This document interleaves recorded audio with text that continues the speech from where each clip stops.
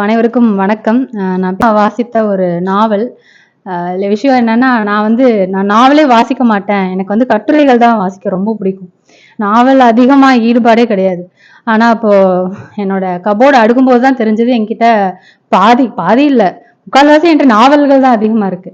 So உலகம் முழுவதுமே பார்த்தீங்கன்னா, நாவல் வாசிக்கிறவங்க தான் ரொம்பவே அதிகம். ஸோ அப்படின்ற ஒரு தகவலும் எனக்கு சமீபமா ஒரு இடத்துல நான் படிச்சேன். அது உண்மையான்னு தெரியல. ஸோ நாவல் ஏன் பிடிக்காது அப்படின்னு கிடையாது. அது என்னவோ ஒரு சலிப்பு, ஏதோ ஒரு ரொம்ப நீளமா போகுமோ அப்படின்ற மாதிரி ஒரு ஒரு தட்டையான புரிதல் தான் எனக்கு இருந்தது. நான் நிறைய வாசிச்சிருந்தாலும் பெரிய ஆர்வம் இல்ல. அதே மாதிரியான ஒரு மனநிலையில தான் நான் தேவி பாரதியோட நீர்வழி படுவோம எடுத்தேன் ஃபர்ஸ்ட். இந்த ஆத்தரை நான் வாசிக்கிறது தான் முதல் புத்தகம். தேவி பாரதி பத்தி நான் கேள்விப்படும்போது அவர் வட்டார மொழியில தான் எழுதுவாரு அப்படின்ற மாதிரி. மோஸ்ட்லி பாத்தீங்கன்னா எல்லாருமே வட்டார மொழி தான் நிறைய எழுதுவாங்க, நாவல்கள் எல்லாமே பார்க்கும்போது. அதை எடுத்த உடனே நான் வட்டார மொழியா வேணாம்ப்பா அப்படின்ற மாதிரிதான் அதுவும் ஒண்ணு சிக்கல். அதுலயும் நான் ரொம்ப கான்பிடென்ட்டா நான் என்ன நினைச்சிட்டேன்னா, இது கொங்கு வட்டார மொழி. சோ அப்ப ஓகே ஓகே கொங்குன்னா அப்ப நமக்கு பிரச்சனையே இல்லை, நம்ம தான் கோயம்புத்தூர் போனாச்சு அப்படின்னு சொல்லிட்டு நான் வாசிக்க ஆரம்பிச்சேன். அப்போ முதல் அத்தியாயத்துல ஒரு ரெண்டு பத்தி தான் வாசிச்சிருப்பேன். அப்பவே எனக்கு தெரிஞ்சிருச்சு, நம்ம எங்கேயோ இருக்கோம், மொழி எங்கேயோ இருக்கு அப்படின்றது போல ஒரு அந்த யதார்த்தம் புரிய ஆரம்பிக்குது. அப்போ கொங்கு வட்டாரமாவே இருந்தாலுமே அந்த வட்டார வழக்கெல்லாம் அதிகமா நான் எங்க குடும்பத்துல நாங்க அதிகமா பேசினதும் இல்ல. பொதுவா ரொம்ப பெரிய இன்டீரியராகவும் நம்ம ரொம்ப கிராமமும் கிடையாது. அதனாலயும் என்னன்னு தெரியல, நமக்கு இந்த வட்டார மொழியே ஃபர்ஸ்ட் வசப்படவே இல்லை நமக்கு. அப்புறம் இதெல்லாம் வாசிக்கவே முடியாது இதெல்லாம் அப்படின்ற ஒரு எண்ணம் தான் முதல்ல வந்துச்சு. சோ முதல் அத்தியாயம் எடுத்த உடனே அப்படிதான் வந்தது. இதுல என்ன ஒரு இது பாத்தீங்கன்னா, நான் ஒரு விஷயத்த பத்தி இந்த புக்கை வாசிக்கும் போது நான் ஒண்ணு திங்க் பண்றேன். என்ன அப்படின்னா, ரொம்ப நீளமான வாக்கியங்கள். அது வரும்போது ரொம்ப சலிப்பு எனக்கு. அப்படியே முடிஞ்சிடணும், நான் அங்கு சென்றேன், நான் இங்கு இருந்தேன், அப்படி ரொம்ப எதிர்பார்ப்பேன். ஆனா இது ரொம்ப நீளமான வாக்கியம். அதோட எல்லாமே ரொம்ப புரிஞ்சுக்கவே முடியல நம்மனால. அப்போ நான் என்ன நினைக்கிறேன், இது வாசிக்க முடியாது, இதுக்கும் நமக்கு ரொம்ப தூரம், இலக்கியமே நமக்கு ரொம்ப தொலைவில் இருக்குன்றது மாதிரி. ஆனா அதோட எசன்ஸ் அங்க உள்ளதான் இருக்கு அப்படின்றது எப்படி புரிய வருது அப்படின்னா, அந்த கதைக்குள்ள நம்ம போனாதான் புரிய வரும் அப்படின்றதும் நான் இதை முடிக்கும் போது உணர்ந்தேன். எப்படியாவது இதை வாசிச்சிருவோம் அப்படின்னு தான் நான் முதல் அத்தியாயம் முடிச்சு 2வது அத்தியாயம்குள்ள நான் போறேன். இப்ப நான் கதைக்குள்ள வரேன், போர் அடிக்க விரும்பல.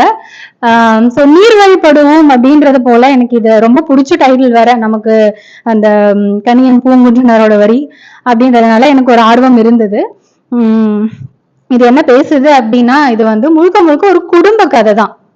ஆனா அந்த குடும்பத்துக்குள்ளதான் எல்லா அரசியலுமே இருக்கு அப்படின்றது போல ஒரு உணர வச்ச ஒரு விஷயம். இதுக்குள்ள சாதி பத்தின விஷயமும் உள்ள வருது, ஒரு குடும்ப உறவுகளுக்குள்ள என்னெல்லாம் சிக்கல் இருக்கு அப்படின்றதும் வருது. அந்த மாதிரி இந்த நாவல் எல்லா விஷயத்தையுமே ஹேண்டில் பண்ணிருக்கு அப்படின்றது ரொம்ப ரொம்ப முக்கியமான விஷயமா இதுல இருக்கு. இந்த நாவல் ஆரம்பிக்கிறதே பாத்தீங்கன்னா, ஒரு ஒரு ஒரு மனிதருடைய இறப்புல இருந்து ஆரம்பிக்கும். ஒரு கிராமத்துல, அந்த கிராமம் அப்படின்னாலே எல்லாருக்கும் மனசுல என்ன பிம்பம் இப்ப இருக்கும், ஒரு பழைய ஒரு ரொம்ப பாலடைஞ்ச ஒரு கிராமம். அந்த கிராமம் அப்படின்னு எல்லாருக்கும் என்ன ஞாபகம் வரும்னா, ஏதோ ஒரு இடிஞ்சு வீடுகள், ஒரு ஓட்டு வீடு, இந்த மாதிரியான ஒரு பிம்பம் நம்ம மனசுக்குள்ள வரும் இல்லையா. நம்ம என்னெல்லாம் நினைக்கிறோமோ அதை விடவே ஒரு ஒரு துரும்பு போன ஒரு கிராமம். அந்த கிராமத்துல கிடத்தி வச்சிருக்கிற ஒரு பிணம். இந்த பிணத்தோட தான் அந்த கதையை ஆரம்பிக்கும். சோ அவர் யாரு அப்படின்னு பார்த்தா, அந்த யார் அவர் ஏன் அங்க தனியா கடத்தி வச்சிருக்காங்க, அவர் ஏன் இந்த கிராமத்துல தனியா இருக்கணும் அப்படின்ற மாதிரி கேள்வி நமக்குள்ள எழும். அப்ப அவரோட பேர் காரு மாமா அப்படின்ற ஒரு கேரக்டர். கடைசி வரைக்கும் அந்த கேரக்டர் தான் எடுத்துட்டு போகும். அந்த அந்த மனுஷனை சுத்தி இருந்த உறவுகள், இதுதான் அந்த கதை முழுக்க பேசுது. ஆனா இது யாரை பத்தி பேசுது அப்படின்றதுக்குள்ளதான் அவர் அந்த சாதியம் அப்படின்ற விஷயத்த உள்ள கொண்டு வர்றாரு. இது ஒரு குடி நாவித சமூகம், அவங்களுடைய கதை. அந்த சாதியை சேர்ந்தவங்களுடைய ஒரு குடும்பத்துல நடக்கிற ஒரு விஷயமா அது பேசுறாரு. இப்போ அந்த சமூகம் அந்த கிராமத்துல எப்படியெல்லாம் அவங்க அவங்களுடைய வேலைகள் என்ன அப்படின்ற மாதிரி எல்லாம் சித்தரிப்புகள் எல்லாமே இருக்கு. நம்ம பொதுவா சினிமால தான் நம்ம நிறைய சாதியை பத்தி நிறைய நம்ம கிராமத்திலே வளர்ந்துருந்தா கூட சினிமா வந்து ஒரு பெரிய நமக்கு ஒரு இம்பாக்ட் கொடுக்கும். அதெல்லாம் இங்க கிடையவே கிடையாது. சோ அதுதான் அந்த வாழ்வியலை பேசுது அப்படின்றதும் நான் உணர்ந்தேன். இப்ப குடிநாவித சமூகம்னால எனக்கு, நானும் கிராமத்துல வளர்ந்ததுதான், எனக்கு என்ன மைண்ட்ல இருக்கும்னா முடிவெட்ட தொழில் செய்வாங்க அப்படின்றதோட நம்ம ஸ்டாப் பண்றோம். ஆனா அது கிடையாது. அதுக்கு பின்னாடி வந்து அந்த குடிநாவித சமூகம் அப்படின்றவங்க வந்து மருத்துவர்களுக்கு இணையா அந்த காலத்துல அந்த மருத்துவச்சிகளா இருந்திருக்காங்க. அதுக்கப்புறம் பாத்தீங்கன்னா ஒரு நல்லது கெட்டது, அதாவது பிறப்பு இறப்பு ரெண்டுலயுமே இந்த குடிநாவித சமூகம் வந்து நிறைய வேலைகள் அவங்க வந்து செய்யறதுக்காக இருக்கு. அந்த தொப்புள் கொடி அறுத்து குழந்தைய வாங்குறது முதற்கொண்டு, அதுக்கப்புறம் இறப்புல வந்து ஒரு சில சடங்குகள் பண்றது, அது எல்லாமே அந்த குடிநாவித சமூகம் தான் பண்ணுவாங்க. அவங்களுக்கு அந்த மாதிரியான ஒரு இடம் இருந்தது அப்படின்ற மாதிரி. அந்த மாதிரி அந்த சாதியை பத்தி நிறைய எழுதியிருக்காரு. சோ இந்த குடும்பத்துல இருந்தவங்க எல்லாமே அந்த குடிநாவித பணி செய்யறவங்களா காமிச்சிட்டு வர்றாங்க. அப்ப அதுக்குள்ள எழுதும் போது ரொம்ப அழகா எழுதியிருக்காரு. என்ன அப்படின்னா, இப்ப நம்ம வந்து சாதியை பத்தி பேசுறாங்கன்னு எல்லாருக்கும் ஒரு சலிப்பு, ஐயோ இப்ப பாரு சாதியை பத்தி பேசுறாங்க அப்படின்ற மாதிரி நமக்கு தோணும். ஆனா என்ன இருக்கோ அது அப்படியே எழுதுறது அப்படின்றது ஒரு, அதுதான் ஒரு தேர்ந்த எழுத்தாளனுடைய வேலை அப்படின்ற மாதிரி. என்ன இருக்கோ அதை அப்படியே எழுதிட்டு போறது, வாசிக்கிறவன் வந்து புரிஞ்சுக்குவான் அப்படின்ற மாதிரி ஒரு எழுத்து நடை வந்து ரொம்ப அற்புதமா கொண்டு போறாரு. இப்ப இந்த காரு மாமாவோட கேரக்டர்ல வந்து என்ன முக்கியமான விஷயம் அப்படின்னா, அது ஆரம்பிக்கிறதே வந்து அவரை விட்டு ஓடி போன மனைவி, அவளை தேடிதான் அந்த கதை ஆரம்பிக்கும். அந்த மனைவி யாரு அப்படின்னா, மனைவி வந்து அதான் வேற ஒருத்தவங்களோட ஓடி போயிடுறா. இப்ப அவ திரும்பி வரா அப்படின்ற மாதிரி, அதாவது இறப்புக்காக சடங்கு செய்யறதுக்காக திரும்பி வரா அப்படின்றதும், அப்ப அவ திரும்பி வந்தா என்னெல்லாம் பிரச்சனை நடக்கும் அந்த சொந்தக்காரங்களுக்குள்ள அப்படின்றதான் அந்த முதல் அத்தியாயத்துல வந்து அந்த ஒரு ட்விஸ்ட் மாதிரி வச்சிருப்பாரு.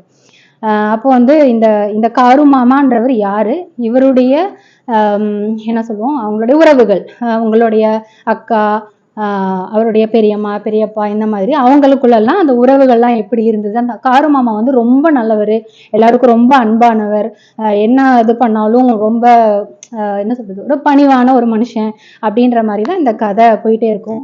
அப்போ வந்து இதை நான் அப்சர்வ் பண்ணது என்ன அப்படின்னா, இதுக்குள்ள நிறைய விஷயங்களை வந்து அந்த வாழ்வியல் கடத்திட்டே வருது. இப்போ வந்து அவங்கள ஒரு கேரக்டர் சொல்றது மூலமா சாதியை பத்தி பேசிடுறாரு, அக்காவை பத்தி சொல்லும் போது அந்த குடும்ப உறவுகளை பத்தி சொல்றாரு. ஒரு தம்பி வைஃப் வந்து விட்டுட்டு ஓடி போயிட்டான் அப்படின்றப்போ அவளை தேடி கண்டுபிடிச்சி எப்படியெல்லாம் இவங்க வசவு பேசுறாங்க, நடு ரோடுன்னு கூட பார்க்காம எப்படி கெட்ட வார்த்தை எல்லாம் சொல்லி திட்டுறாங்க, இந்த மாதிரியான விஷயங்கள் வரும். அப்புறம் வந்து சொந்தக்காரங்களே ஆனாலும் சில விஷயங்கள், பணம் வரவு செலவுகள் எல்லாம் எவ்வளோ கராரா இருந்துக்கிறாங்க, சொல்ல மாட்டேங்கிறாங்க அப்படின்ற மாதிரி யதார்த்த மனுஷங்களையும் பேசியிருப்பாரு. அப்போ இந்த கதை திரும்பி திருப்பி அந்த இறப்பு, அந்த ஒரு தூர்ந்து போன ஒரு கிராமத்துல ஆள் இல்லாம கிடக்குற அந்த மனுஷன் இப்படி விட்டுட்டு போயிட்டாரு, இப்படி விட்டுட்டு ஓடி போயிட்டாலே, ஏன் ஓடி போனா, ஏன் ஓடி போனா, இதேதான் அந்த கேள்வி வந்துட்டே இருக்கிற மாதிரி இருக்கும். சரி, எங்கேயோ ஒரு இடத்துல அவளை பத்தின ஒரு கதை வரும், அவளை பத்தின ஒரு கதை வருங்கிற மாதிரி நகர்ந்துட்டே போயிட்டு இருக்கும். அப்புறம் ஒரு கட்டத்துல அவளுக்கான ஒரு கதையும் கொண்டு வந்து வைக்கிறாரு. பட் அது ரொம்ப அதிகமா சொல்லப்படலை. அப்புறம் வந்து இந்த அக்காங்கள், 3 அக்கா இருப்பாங்க அந்த காரு மாமா அப்படின்ற கேரக்டருக்கு. இந்த 3 அக்காக்களும் எவ்வளவு தூரம் அந்த காரு மாமா மேல பிரியமா இருக்காங்க. அதுவும் மனைவி ஓடி போனதுக்கு அப்புறம் தான் பாத்தீங்கன்னா ரொம்ப பிரியமாயிடுவாங்க. அவனுக்கு யாருமே இல்லை, அவனுக்கு யாருமே இல்லை அப்படின்ற மாதிரி. அப்ப அந்த குடும்ப உறவுகளை பத்தி பேசினதும் ரொம்ப ரொம்ப நல்லா இருந்தது. நம்ம நிறைய பேரை நம்ம ஃபீல் பண்ணிருப்போம், நம்மளோட மாமா பெரியம்மா அந்த மாதிரி எல்லாம் எப்படி அவங்க அண்ணன் தம்பிகளுக்குள்ள ஒரு உறவுகள் எப்படி இருந்துச்சு அப்படின்ற மாதிரி. அதுக்குள்ள அந்த ஒரு படம் நடுவுல கொண்டு வந்து கரெக்டா கனெக்ட் பண்ணிருப்பாரு. சோ இது வந்து பாசமலர் கதை வந்து எல்லாரோட ஃபேமிலிலயும் கண்டிப்பா நீங்க நமக்கே இருக்கும், இல்ல நம்ம அம்மா கண்டிப்பா ஒரு கதை வச்சிருப்பாங்க. அந்த பாசமலர் படத்தை வந்து தம்பி எப்படி இருந்தா என்ன, புருஷன் எப்படி இருந்தா என்ன, நம்ம பாசமலர் படத்தை பார்த்தே தீரும் இன்னைக்குன்ற மாதிரி யாருக்குமே சொல்லாம அந்த பெண் வந்து கிளம்பி தங்கச்சி எல்லாம் கூப்பிட்டுட்டு சினிமாக்கு போயிடுவாங்க. போயிட்டு ரொம்ப தூரம் அங்க டிக்கெட் கிடைக்காதுன்னு வேற இடத்துக்கு போயிடுவாங்க.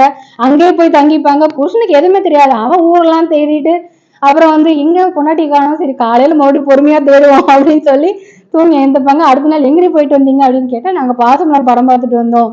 சோ அப்படியெல்லாம் பார்க்கும்போது நினைக்கிறேன் வாழ்வியல் கூட அங்க ரொம்ப ஜாலியா கூட இருந்திருக்கு. ஒரு பொண்டாட்டி வந்து புருஷனு கூட சொல்லாம சினிமா பார்க்க போயிடுறா, அந்த மாதிரி எல்லாம் கூட எனக்கு தோணுச்சு. ரொம்ப யதார்த்தமா இருந்திருக்காங்க எல்லாரும் அப்படின்ற மாதிரி. சோ இந்த பாசமலர் இதை வச்சு சுத்தி நிறைய எழுதியிருப்பாரு, ரொம்ப ஜாலியா இருந்துச்சு அது. ஸோ அந்த விஷயம். ஓகே, திரும்பவும் அதே மாதிரி அந்த சோக கதை, அவர் ஏன் வந்து இப்படி தனியா இருக்காரு, அவருக்கு நோய் வாய்ப்பட்டு இறந்து போவாரு. ஆனா வயசாயிதான் இறந்து போவாரு அந்த காரு மாமா கேரக்டர். அப்போ வந்து கிளைமேக்ஸ்ல அந்த கிளைமேக்ஸ்னா பாத்தீங்கன்னா சினிமா மாதிரி வந்துருச்சு. நாவலோட முடிவுல பாத்தீங்கன்னா அந்த அந்த ஓடி போனா அந்த பொண்டாட்டி வர மாதிரி இருக்கும். பட் அவளுக்கும் அந்த யாரை தேடி போனாலும் அந்த வாழ்வுமே ரொம்ப பெரிய அளவுல ஒரு நல்ல வாழ்வா இருந்திருக்காது. கொஞ்ச நாளே திரும்பி வந்திருப்பா. ஆனாலும் காடு மாமா கிட்ட அவ வந்து திரும்பி வந்திருக்க மாட்டா. திரும்பி வராம 2 குழந்தைங்களையும் கூட்டிட்டும் போயிருந்திருப்பா. அந்த குழந்தைங்களை அவளே தனியா வளர்த்து ஆளாக்கி அதாவது ஒண்ணுமே இல்லை. அவ வந்து ரொம்ப ஒண்ணுமே இல்லாத ஒரு பொண்ணாதான் திரும்பி வந்திருப்பா. ஒரு நல்ல சேலை கூட அவகிட்ட இருக்காது. பொண்ணையும் அப்படி ஒரு நிலைமையில தான் கூட்டிட்டு வருவா. அந்த அந்த அதெல்லாம் நீங்க படிச்சீங்கன்னா தான் அந்த ஃபீல் புரிய வரும்.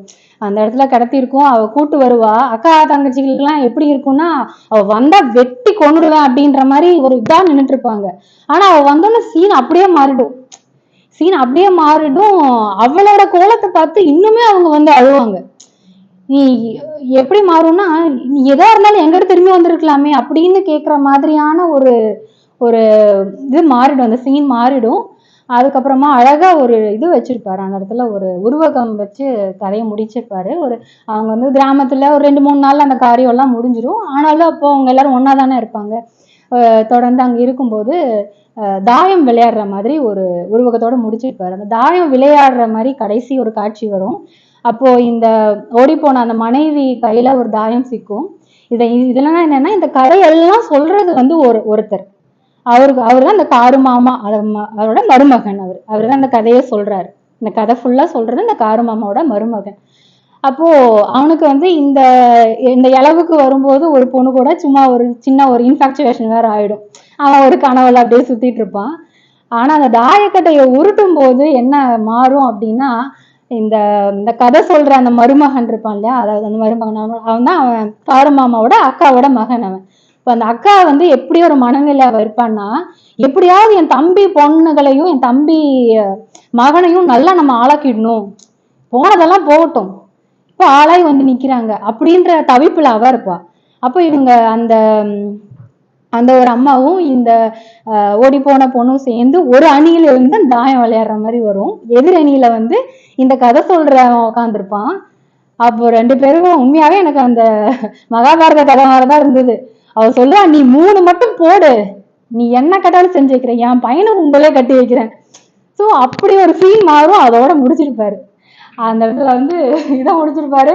இந்த கதையெல்லாம் சொன்ன அந்த அவன் வந்து இதுதான் வாழ்வா, என்ன பண்ண போறேன்னு தெரியலையே அப்படின்ற மாதிரி ஒரு தவிப்போட அவன் வந்து கதையை முடிக்கிற மாதிரி முடிஞ்சிருக்கும். வர அந்த ஓடி போன அத்தை அப்படின்ற ஒரு கேரக்டர், அந்த கேரக்டர் வந்து நாவல் முழுக்க எங்கேயுமே அவங்களுடைய பிரசன்ஸ் வந்து இருக்கவே இருக்காது. அவங்க வரவே மாட்டாங்க. ஆனா தொடர்ச்சியா அதை சொல்லிக்கிட்டே இருப்பாங்க. அந்த இப்ப நம்ம கண்ணு முன்னாடி ஒருத்தங்களை வந்து எப்பவுமே கேரக்டரைஸ் பண்ணிட்டே இருக்கோம். அப்ப நமக்கு என்ன தோணும்னா, இவர் இவ்வளவு நல்லவர், இவ்வளவு பண்பானவர், அவருக்கு வந்து நோய் இருக்கும். ஆனா அந்த நோய் இருக்கும் போதும் கூட அவர் வந்து அந்த அக்கா பசங்களுக்காக எல்லாம் வந்து ரொம்ப மெனக்கிட்டு ரொம்ப தூரம் நடந்து போவாரு. அந்த காலத்துல நடக்கிற கதை. அப்ப இவ்வளவு தூரம் இருக்கிறவரை வந்து நம்ம விட்டுட்டு போறாளேங்கிற அந்த கேள்வி வந்து எனக்குள்ள இருந்துட்டே இருந்தது. அப்ப ரொம்ப கோபம் வந்துச்சு நமக்கு வந்து, எப்படி இதை வந்து சொல்லாம விடுறாங்க, அவளுக்குள்ள இருக்கிற நியாயம்னு ஒண்ணு இருக்குல்ல, அந்த நியாயத்தை கண்டிப்பா சொல்லணும் அப்படின்ற மாதிரி. ஆனா அது வந்து ஒரு எழுத்தாளர் வந்து ரொம்ப அழகா அதை கடைசியில கொண்டு போய் அதை வந்து ரொம்ப அழகா போர்ட்ரேட் பண்ணி அந்த கேரக்டர் வந்து ரொம்ப அழகா எழுதியிருப்பாரு. வாசிக்கணுமா? கடைசியா அந்த தாயம் விளையாடுற இடத்துல வந்து கடைசியா ஒன்று அழகா சொல்லி முடிச்சிருப்பாரு. என்ன அப்படின்னு பாத்தீங்கன்னா, தன் கூர்ந்த பார்வையால் சாட்சியாக நின்ற மற்ற எல்லோரையும் ஒரு பார்வை பார்த்து விட்டு காருமாமா விட்டு சென்றிருந்த அந்த சிறு உலோக துண்டுகளின் மீது தன் முழு வாழ்வையும் பணயம் வைத்து அவற்றை உருட்டி வீசினாள் அத்தை, எங்கள் ராசம்மா அத்தை.